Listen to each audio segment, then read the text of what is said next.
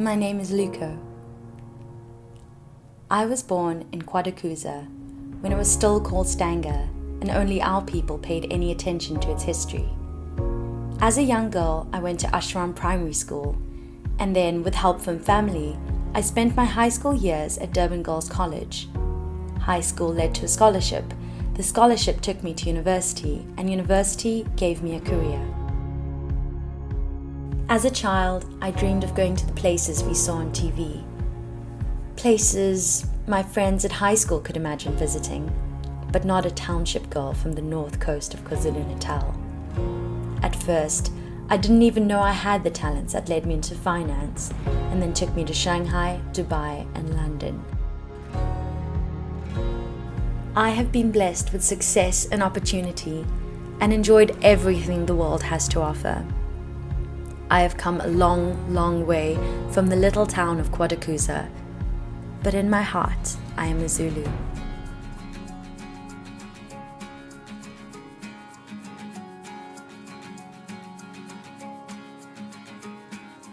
It is nearly 200 years since King Shaka moved his household and his people to a new Zulu capital at Dukuza, only for it to be burned to the ground just a few years later after his half-brothers assassinated him.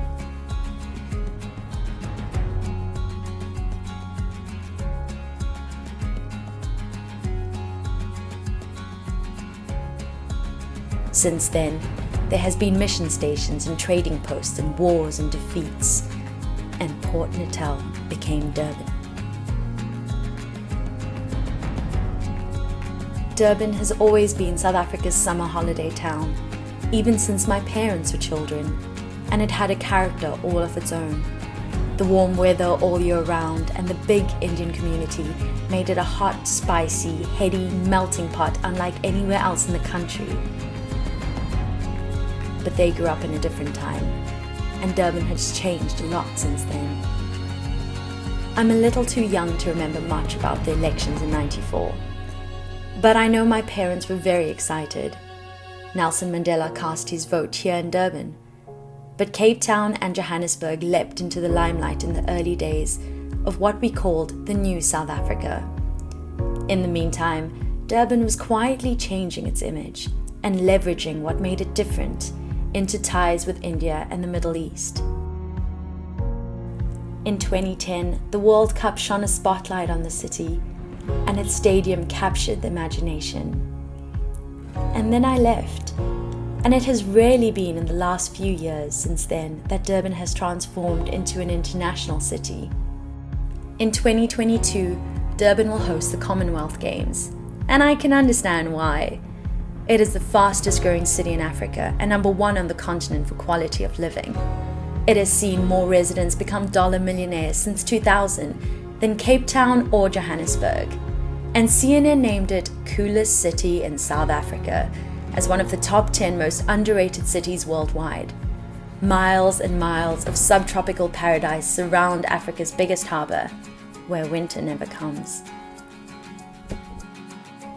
Coming home from school in Durban every afternoon, the bus would pass Mhlanga in the north, the playground of the province's millionaires. This was a sleepy seaside village when my parents were young, but I knew it as a hotspot of hotels, restaurants, and luxury apartments. The locals still call it the village, but when it was discovered by the rich and famous nearly 40 years ago, it sparked a property boom that has never really stopped. Even today, luxury new developments are selling out within hours for hundreds of millions.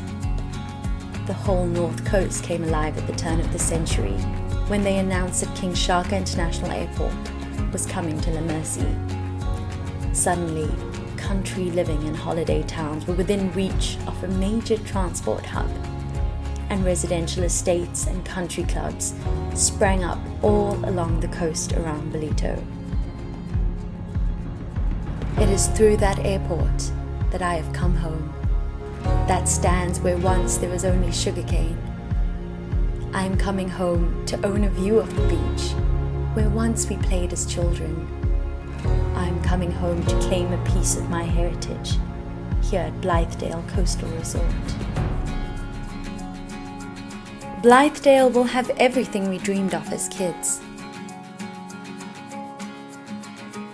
In a place as familiar to me as the faces of my family.